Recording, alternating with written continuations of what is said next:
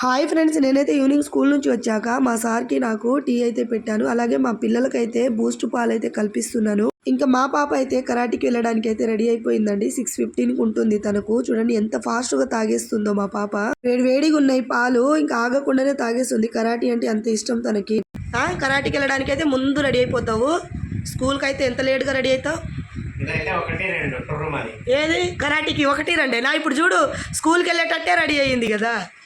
ఎందుకు కరాటే అంటే అంత ఇష్టం, మరి స్కూల్ అంటే ఇష్టం లేదా నీకు?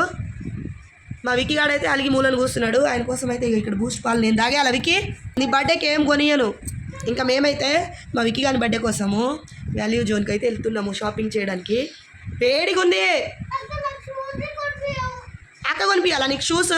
ఫస్ట్ వస్తావా? ఈసారి కొనిస్తా. అక్క ఎన్నిసార్లు